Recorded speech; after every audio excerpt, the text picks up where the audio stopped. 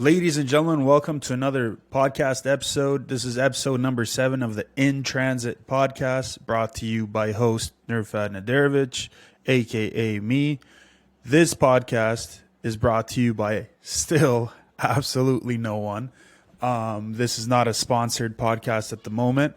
Maybe one day, but for now, we're sticking to providing content for people that love shipping, love logistics, love freight, love trucking, freight brokering, people in sales, in such disciplines. And I'm always looking to provide value for people every day and knowledge. And knowledge is power. And that's exactly why we're doing this podcast. Today we're talking about HAZMAT shipping. HAZMAT shipping is a very specific niche. It's dealing with dangerous materials, hazardous materials that need to be shipped from point A to point B. Working with freight that's dangerous to transport because it's hazardous in some way leaves really no room for error or mistakes on your part as the logistics provider. I will provide an overlook of hazardous freight and how it can become a specific niche that you may focus on as a freight broker, or even as a trucking company, an asset-based trucking company. Keeping everyone involved in the transportation of hazardous materials safe and secure every step of the way is your top priority. This includes the driver, the shipper, the loading area, the people who traverse beside, behind, or in front of a hazardous shipment, the consignee, the employees who will offload the freight once it arrives at its final destination, and really anyone else involved directly or indirectly in moving the hazardous freight.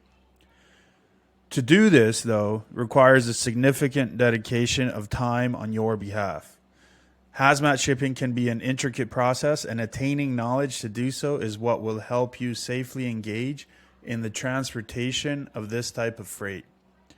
Just because hazardous materials pose a serious risk when handled improperly doesn't mean you shouldn't move them. Many of these products are essential to our way of life and many businesses' success. In this lesson, though, I will explain the most important things you will need to know when moving hazardous material. So, what is HAZMAT shipping? HAZMAT shipping is the process of moving hazardous materials, products that are harmful to humans, the environment, or animals safely within a truck from A to B. To do this requires focus and safety from all parties and a thorough understanding of the product in transit. Without, and no pun intended by the way, without handling these goods properly from start to finish, serious accidents can happen. Prioritizing safety for your entirety of this process is non-negotiable when transporting HAZMAT freight. Among other things, to move HAZMAT freight successfully requires properly endorsed driver with the expertise needed to accomplish these often dangerous shipments. And what exactly is a HAZMAT endorsement? A HAZMAT endorsement, also called an H endorsement in the US of A, is a specialized certification signifying a driver's ability to transport hazardous materials of all kinds. Truckers are given this endorsement, signified by the letter H on their commercial driver's license, following the completion of a written exam and all necessary screenings. Since this is such a specialized service offering, drivers with an H endorsement enjoy more opportunities for work than they would without. For this reason, as a driver, holding a HAZMAT endorsement in an otherwise tight market can be beneficial. That said, operating as a HAZMAT driver comes with its own set of unique responsibilities, including but not limited to continual education on the HAZMAT classifications, continual training on proper securement procedures, continual training on transportation best practices, and continual education on the DOT's placarding requirements. Sometimes truck drivers obtain a tanker HAZMAT dual endorsement, signified by an X, to haul freight that is both liquid, gas, and hazardous in nature. To find the exact driver you need, communicate the nature of your freight clearly and accurately to your provider. When do you need a HAZMAT endorsed driver is another question. Anytime you move freight that, according to the Code of Federal Regulations, Title 49, 100-185, requires the vehicles transporting it to be placarded, you'll need a HAZMAT endorsed driver as well. So placards, used to signify that the freight in transit is hazardous in nature, provide an added layer of protection for the motoring public.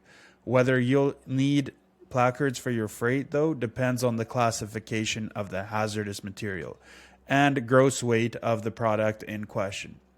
So when is placarding required? There are two main reasons that placarding your motor carrier and therefore securing a HAZMAT endorsement driver will be necessary for your load.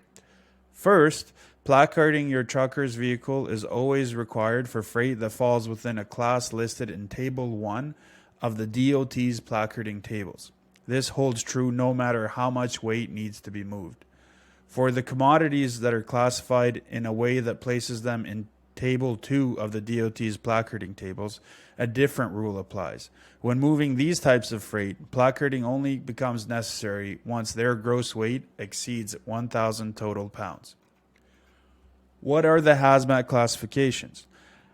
Hazardous goods are broken into 9 different classifications based primarily on the level of risk each commodity poses.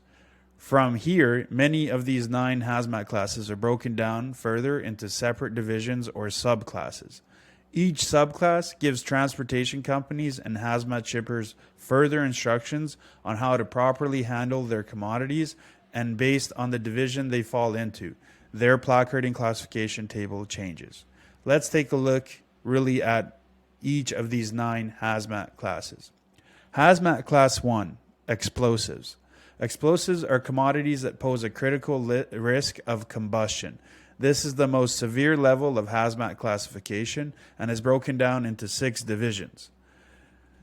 1.1 Explosives with mass explosion hazards, TNT, and large explosives. 1.2 Explosives with a projection hazard, bullets, projectiles, grenades, for example.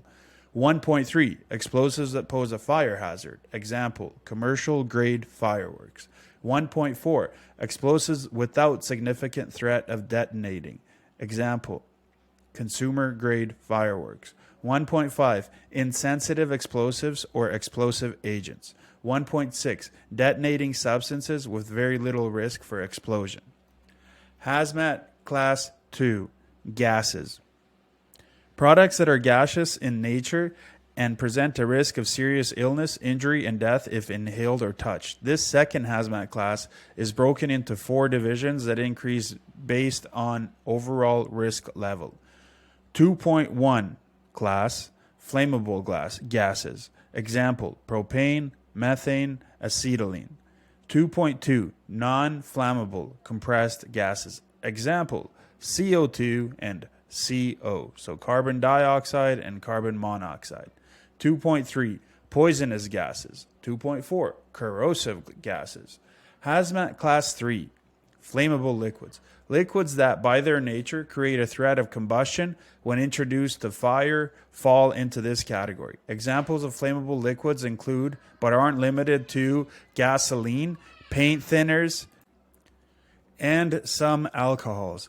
This HAZMAT class is broken down based on the temperature of their individual flash points, the point at which they're flammable or flammable. Depending on where you're from, you say it differently. Class 3.1, flash point that falls below 0 degrees Fahrenheit. Flash point for class 3.2 that falls between 0 degrees and 73 degrees Fahrenheit. 3.3, flash point that falls between 73 degrees and 141 degrees Fahrenheit. HAZMAT Class 4, Flammable solids. Flammable solids are products that, when exposed to fire, will ignite. As such, these commodities require proper care and safe handling. HAZMAT Class 4 is broken down into 3 divisions and or subclasses. Class 4.1, all flammable/flammable, depending on how you say it, solids. Example, coal or sodium batteries. 4.2, spontaneously combustible materials. 4.3, products that are dangerous when wet. HAZMAT Class 5, organic peroxides oxidizing substances. Class 5 is broken into two divisions and encompasses all hazardous substances that produce oxygen while burning, increasing the likelihood of continuous combustion. 5.1 class, oxidizers, example, hydrogen peroxide, chlorine. 5.2, organic peroxides, example, fertilizers, bleach. I screwed that one up, but it's bleach. That's what I'm trying to say. HAZMAT Class 6, toxic and infectious substances. Class 6 is substances that can cause serious illness and harm to humans and other organic organisms if inhaled or ingested. This class is separated into two divisions. 6.1, poisonous materials, example, nicotine and pesticides. 6.2, infectious materials, example, medical waste and substances of such nature. HAZMAT Class 7, radioactive substances, any material that emits radioactive activity greater than 0.002 microcuries or / per gram. This classification isn't broken into subclasses, but includes products that have uranium and radium in them. HAZMAT Class 8, corrosive materials. Materials designed to corrode in any way fall under this classification. Examples include household cleaners and lead-acid batteries. HAZMAT Class 9. This is miscellaneous hazardous material. Items that present a potential for hazard but don't qualify for any of the 8 other classifications. Some of the products that fall into Class 9 are dry ice, vehicle parts, for example, airbags, and lithium-ion batteries. Typically, for Class 9 commodities, displaying a placard on the outside of the trailer hauling them is optional. So those would be your regular classes in hazmat freight. In terms of being a shipper's role in hazmat transportation, the responsibility of reporting the specific requirements of hazardous freight falls on the shoulders of the shipper moving it. Since these companies are most familiar with these products, it's up to them to educate all other people involved in the transportation of this freight.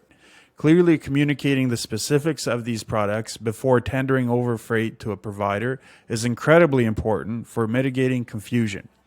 To help them do this, shippers move hazmat commodities or who move hazmat commodities must relay all the pertinent information using a well-kept SDS sheet or safety data sheet. So what is a safety data sheet? Every shipper moving hazardous goods should have a highly specific SDS sheet to present to every transportation provider they work with.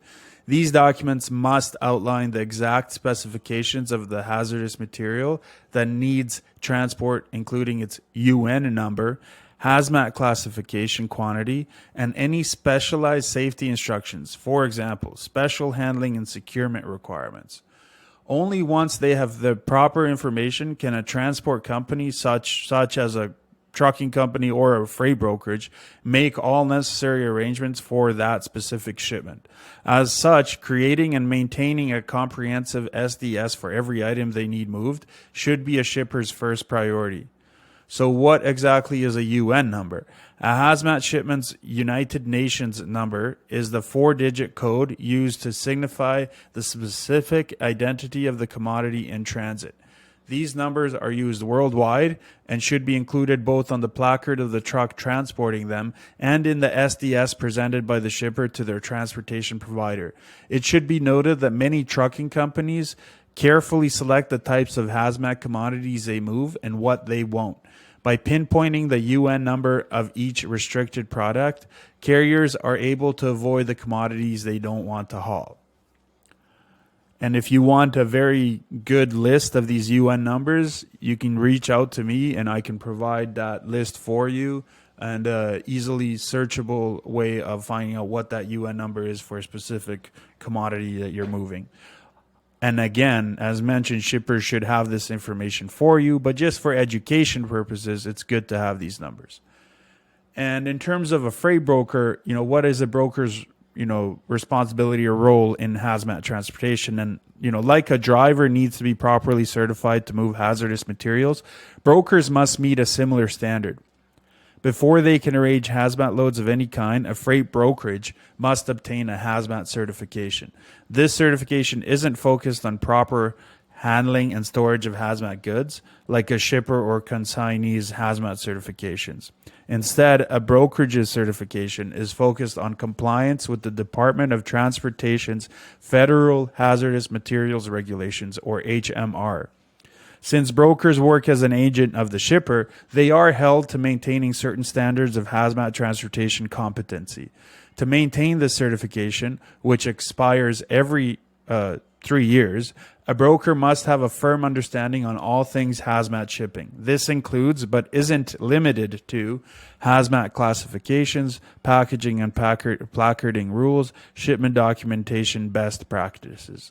Since holding this certification can be such an intricate process, be sure to ask your freight brokerage, if you're working for one, how they work to maintain their hazmat certification, or if you plan on or do own your own freight brokerage, there are places online to get certified appropriately for hazardous material transportation.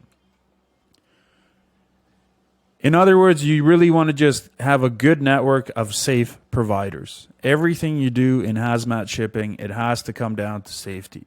The importance of maintaining a safe and secure network of partners is non-negotiable when moving hazmat freight. These shipments pose a very heavy chance of risk, and without proper planning can really be a problem if something goes wrong. And it is vital for you to really get the knowledge down pat, understanding of the hazmat shipping, and so that way you don't run into problems from a liability perspective, but just as a human, you don't want these things happening to anybody, not to drivers, not to people loading it, not to shippers that hand the freight over to you or anyone else, and obviously not the public that traverses the roads that your hazmat shipment is going to be going on. So that'll do it for today's episode. It's a quick informative one about hazmat shipping.